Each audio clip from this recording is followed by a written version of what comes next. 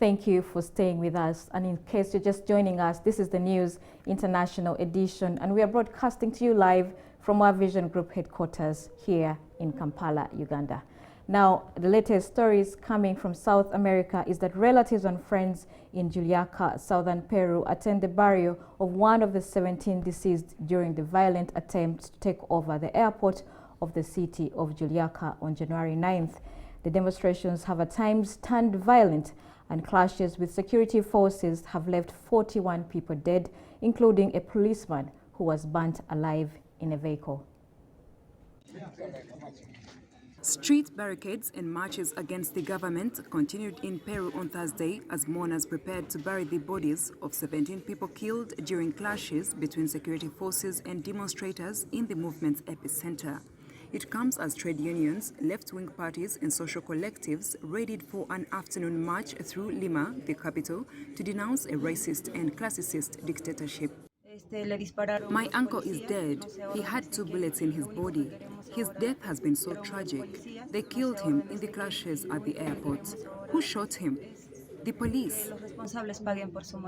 Supporters of ousted President Pedro Castillo are demanding new elections and the removal of current leader Dina Boluarte.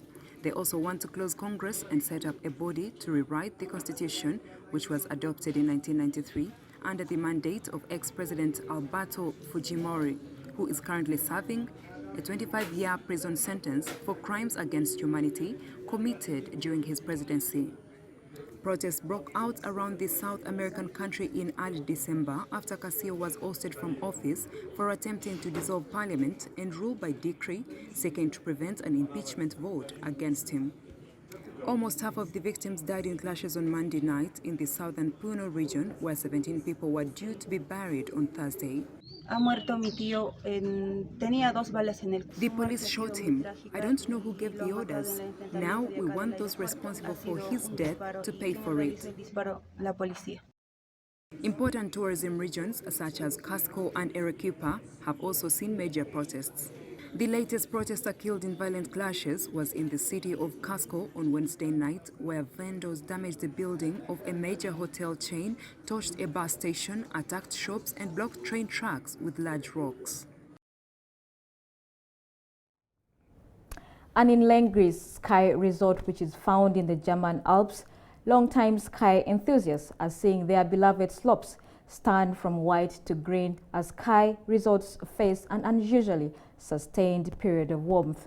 There are children, students, young people who can't practice this beautiful sport right now, says Lengris Ski Club member Carl Heider. Many alpine ski resorts have closed or partially shut down because of the lack of snow and high temperatures, as Europe has seen what experts have said is extreme warm winter weather. Here is a look at the impacted regions. While the Alps have seen some snow starting to fall again, in Austria, dozens of the country's hundreds of ski resorts have closed and many others have had to reduce services as of the weekend. Bookings have been stable, according to Walter Veit, president of the Austrian Hotelier Association, which represents mostly high-end hotels, but may slump more than usual in January due to the warm weather. The lift operations have been suspended, I think, for over a week. There is too little snow. It's a pity for the many tourists here. The whole city of Lengris survives on tourism. Normally, you have a meter of snow here and down here, many wonderful trails for cross-country skiing, but nothing is working. It's bad. There is artificial snow, but it's too warm. It doesn't work. Nevertheless, I'm going skiing. I hope I have a few nice hours and that I can ski a bit. I am looking forward to it. In France, less than half of all slopes were open as of last week, according to Domaines Skiables de France, a professional body which groups 250 ski lift operators across the country. Several winter sport events have also been cancelled, postponed or moved because abnormally warm temperatures have stripped mountain slopes of their snow covering. We've often had little or no snow, but this long warm period is new. Little snow and Christmas without snow comes about more often than we have Christmas with snow, but this warmth for over 4 weeks, this warmth is not normal. In central Italy, ski resorts have closed, with tourist operators from affected regions appealing to the government to find a solution. They have called for help, with ski instructors out of work and cancelled hotel reservations. For me, I've skied a lot in my life and trained a lot. I was in races. I don't mind it so much, but I'm mainly concerned about the children. Children, students, young people who can't practice this beautiful sport right now. And in Switzerland, about half of ski stations had to close fully or partially, especially smaller ones at lower and medium altitudes, as of last week. Tourism officials said bookings in the mountains were the same as during the festive season last year, though day trips to the mountains were down 8%.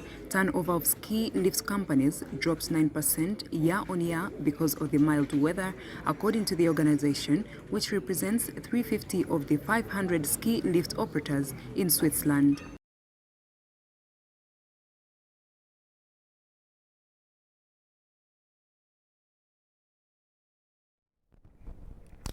Also, Beijing says on Friday that the joint statement of the U.S.-Japan Security Consultative Committee is full of baseless smear attacks on China after top defense and diplomatic officials from the two countries had the 2+2 security talks in Washington.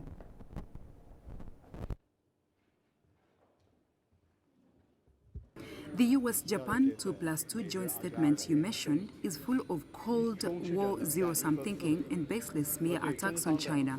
We strongly oppose it. We urge the US and Japan to abandon their Cold War mentality and ideological bias, stop creating imaginary enemies, stop bringing a new Cold War mentality into the Asia-Pacific region, and refrain from being a countercurrent that disturbs the stability of the region.